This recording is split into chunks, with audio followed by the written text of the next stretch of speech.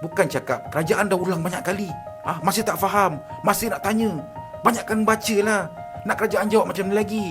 Okey, aku nak mula dari benda yang buat aku sendiri terkejut lah. Okey, bila aku tengok video peserta perimpunan kena tahan polis, aku terus terfikir satu benda. Ni perimpunan aman kan? Apa soal tak boleh nak berhimpun? Lepas tu aku buka lah sosial media kan.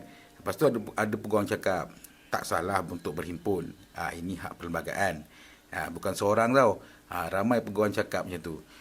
Polis pula bagi kenyataan lain pula. Kan, diorang larang sebab faktor keselamatan. Jadi aku pun blur. Dua-dua guna undang-undang. Dua-dua rasa betul. Yang kena negarinya rakyat biasa. Biasalah, kan? Aku bukan peguam. Okey, bukan polis, bukan menteri. Aku ni rakyat biasa. Tengok semua ni daripada rumah depan TV makan biskut Mary. So, aku cuba fahamkan slow-slow lah. Kita sama-sama fahamkan slow-slow. Okey, betul lah. Dalam Perlembagaan Persekutuan, rakyat memang ada hak untuk berhimpun secara aman. Tapi dalam masa yang sama, perlembagaan juga bagi kuasa kepada pihak berkuasa untuk meletakkan sekatan. Kalau perhimpunan tu boleh mengancam keselamatan awam, ketenteraman ataupun keharmonian masyarakat. Okey, maksudnya hak berhimpun tu memang adalah. Tapi ada syarat dia. Bukan main himpun je. Dia macam kita ada lesen mandu lah, kan. Kau memang sah boleh memandu dekat jalan raya. Boleh bawa kereta. Tapi kalau polis tutup jalan sebab aksiden ataupun ada banjir, kau tak boleh langgar roadblock tu, kan. Kau tak boleh jerit kat polis, "Tuan, saya ada lesen," sambil kau lepas roadblock tu, kan. Tak boleh. Undang-undang ni nampak je simple atas kertas, kan. Tapi bila sampai kat jalan raya, sampai di jalanan, dia boleh jadi lain tau. So, dalam kes ni polis cakap dia orang larang perhimpunan ni sebab ada orang report. Mungkin premis-premis dekat kawasan tu lah, kawasan yang nak dibuat perhimpunan tu lah, kan. Dan mungkin ada risikan keselamatan jugalah, kata polis, kan. Tapi dari sudut rakyat biasa macam aku, soalan akan timbul tau. Bukannya aku nak cakap kita ni suka bersangka buruk, bukan. Kan dah memang sifat manusia, kalau ada tempat kosong dekat persoalan yang tak jelas, mesti diorang akan isi dengan andaian diorang sendiri. Betul tak? Contoh macam bapak lah, dia larang anak dewasa dia keluar malam, sambil cakap, kawan abah cakap ada roadblock. Kawan abah yang mana? Kat mana roadblock tu? Dah habis ke belum? Baru start ke? Kan? Bila kita tanya balik, abah cakap, orang cakap jangan keluar lah, kan. Itu bukan melindungi namanya, itu menyekat, kan. Kalau semuanya telus dan diterangkan dengan jelas, so tak adalah ruang untuk syakwa sangka tu. At least ruang tu boleh dikecilkan. Bukan tuduh, tapi supaya tak buat. Okey, untuk info korang semua, perhimpunan ni dari awal bukan isu perkauman dan bukan isu agama. Perhimpunan garah ni.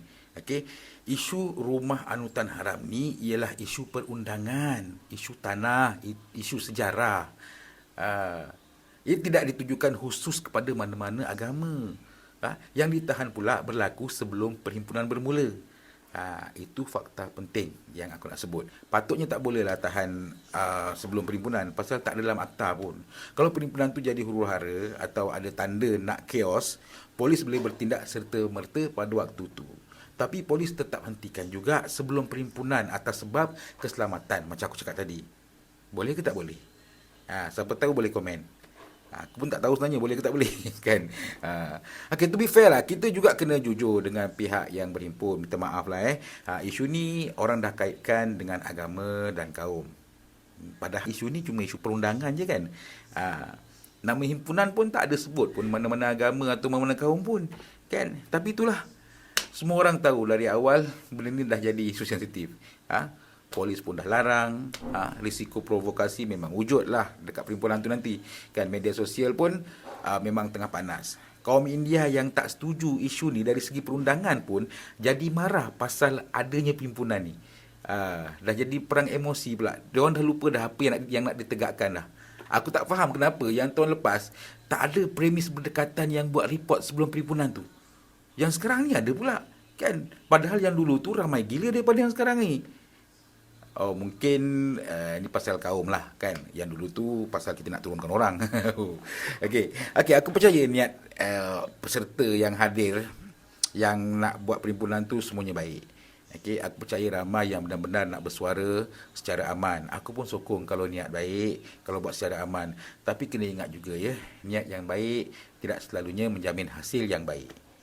Bukan tak setuju dengan perhimpunan ni, cuma nak bagi ingat je lah. Kan, himpunan mana pun sama je bila suasana dah tegang, jadilah. Tapi kat Malaysia ni, selepas himpunan bersih, semua himpunan aman je lah. Tak kira ramai ke sikit, semuanya aman. Okay, keadaan boleh berubah dengan sangat cepat semasa himpunan tu.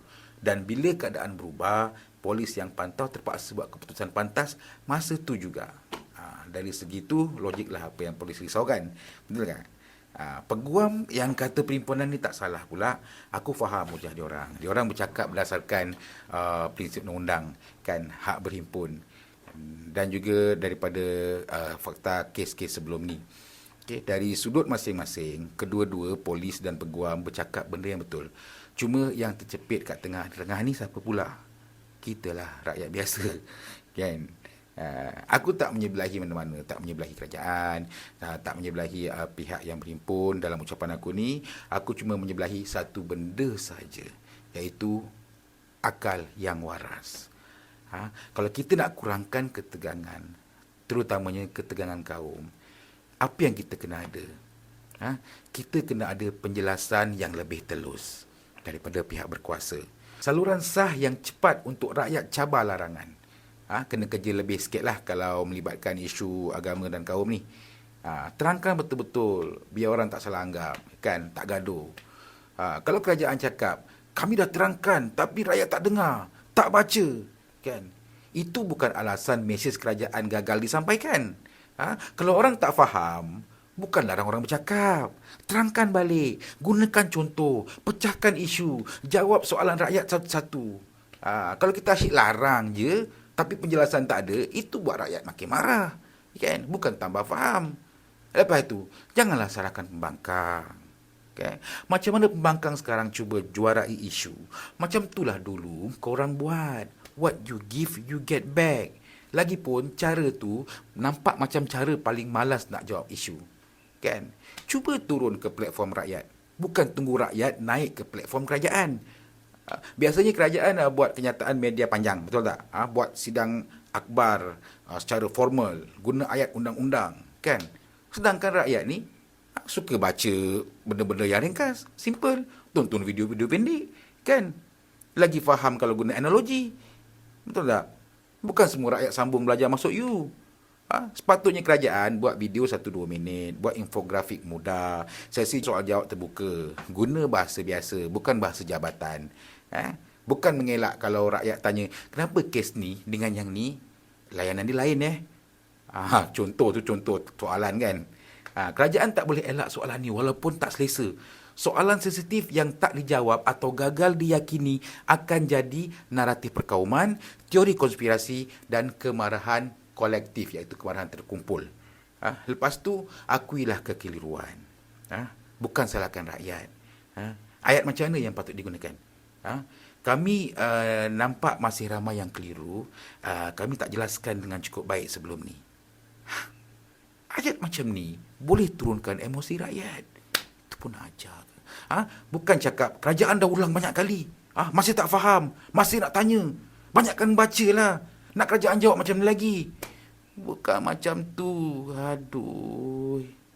Kalau kerajaan rasa rakyat tak dengar atau tak baca, itu bukan lesen untuk berhenti menerangkan. Bukan lesen untuk marah rakyat. Tapi tanggungjawab untuk menerangkan dengan cara yang rakyat boleh lebih faham. Kalau dah 8 kali terangkan, rakyat tak faham juga, baik cek bahasa apa yang kau pakai. Takkanlah kan? Mestilah lama-lama akan faham. Kalau semua pihak rasa terpaksa berhimpun di jalanan, itu tandanya sistem kita belum cukup matang. Dan bila orang mula bergaduh sesama sendiri, yang rugi bukan kerajaan, bukan polis, rakyat yang rugi. Percayalah.